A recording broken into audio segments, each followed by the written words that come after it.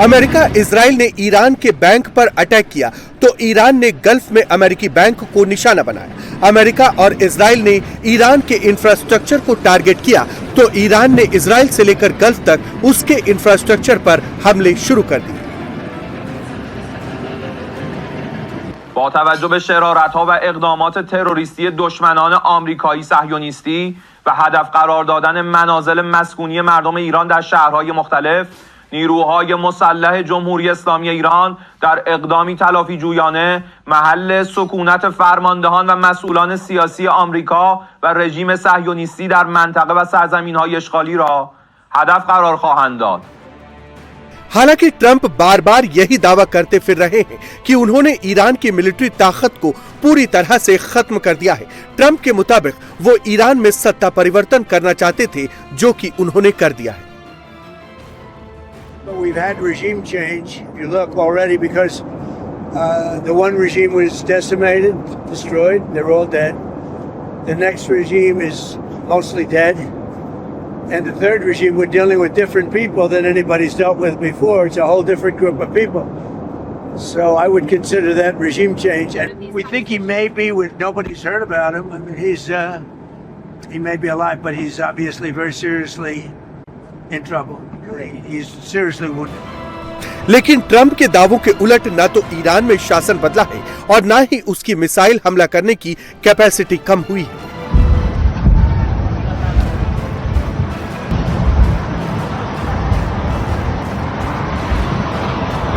Iran अभी भी Israel को मिसाइलों से दहला रहा है।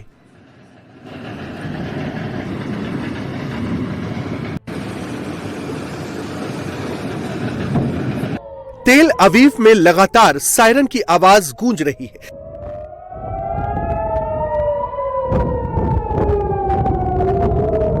इजराइल पर ईरान के हमले की एक और तस्वीर देखिए।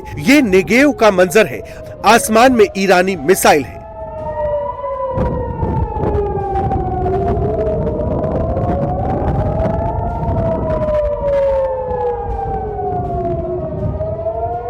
ईरान ने नेगेव में इजराइल की परमाणु साइट डिमोना पर एक बार फिर से हमला किया है। ये हमला ईरान के बुशर में परमाणु प्लांट पर हुए हमले का बदला है।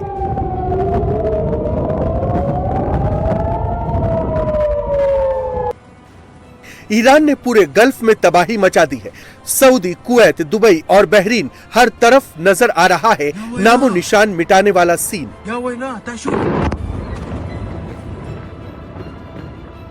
ये दुबई के शारजाह की तस्वीरें हैं। ईरान ने शारजाह में जबरदस्त अटैक किया है। ईरान ने अबू धाबी की एल्यूमिनियम फैक्ट्री पर भी मिसाइल और ड्रोन से हमले किए हैं। इस हमले में एल्यूमिनियम प्लांट को काफी नुकसान पहुंचा है। ईरान ने दुबई में जानबूझकर फ्लेयर बम से लैस मिसाइलें दागी, जिसकी वजह से वहां का एयर डिफेंस सिस्टम एक्टिव हो गया और सैकड़ों इंटरसेप्टर मिसाइलें उसे रोकने में खर्च हो गई।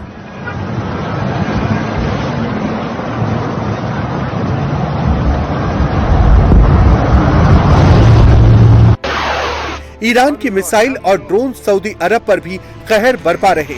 सऊदी के प्रिंस सुल्तान एयरबेस को एक बार फिर ईरान ने टारगेट किया है।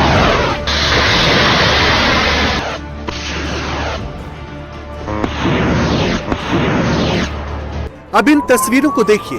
ये इराक के बगदाद में अमेरिकी बेस का मंजर है। बगदाद में विक्टोरिया बेस पर ईरान और उसके प्रॉक्सी संगठन लगातार हमले कर रहे हैं।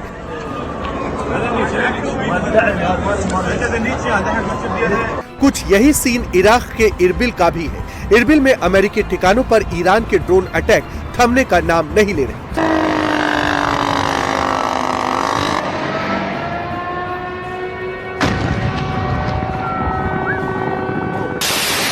जॉर्डन में भी ईरान ने हमला किया है। जॉर्डन के अल अजराख बेस पर एक के बाद एक कई ड्रोन अटैक किए गए।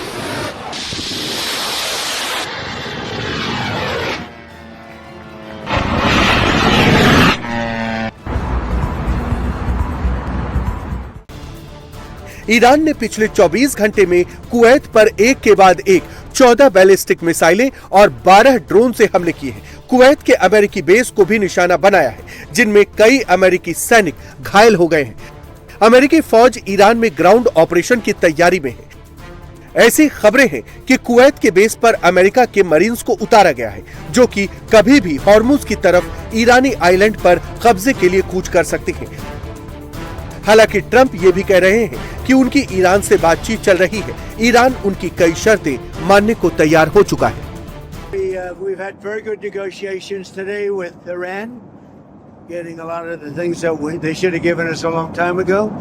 We'll see how it works out, but I would only say that we're doing extremely well in that negotiation. But you never know with Iran, because we negotiate with them and then we always have to blow them up. And we will probably, I think we'll make a deal with them, pretty sure. Whether it's possible, we won't. They came back on the 15-point plan. They gave us most of the points. Why wouldn't they? Trump बातचीत की बात कर रहे हैं, लेकिन मैदानी जंग के हालात कुछ और कहानी बयां करते हैं। अमेरिकी मीडिया का दावा है कि ट्रंप स्पेशल फोर्स को ईरान भेजकर वहां से उसके यूरेनियम को निकलवाने की प्लानिंग कर रहे हैं। ईरान ने साफ कर दिया है कि अगर अमेरिकी फौज ने उसके इलाके में कदम रखा तो उसका एक भी फौजी जिंदा वापस बचकर नहीं जाएगा। رئیس جمهور آمریکا ثابت کرده تنها زبانی که میشناسد زبان زور است. در مقابل تهدیدهای اخیر ترامپ مبنی بر عملیات زمینی یا اشغال هر نقطه‌ای از سرزمین‌های ایران که البته آرزویی بیش نیست، اعلام می‌داریم رزمندگان اسلام مدت هاست در انتظار چنین اقداماتی به سر میبرند تا ثابت نمایند که تجاوز و اشغال نتیجه‌ای جز اسارت تحقیرآمیز و قطعه شدن و مفقود شدن متجاوزان را در بر نخواهد داشت و فرماندهان و سربازان آمریکایی خوراک خوبی برای کوسه های خلیج فارس خواهند شد.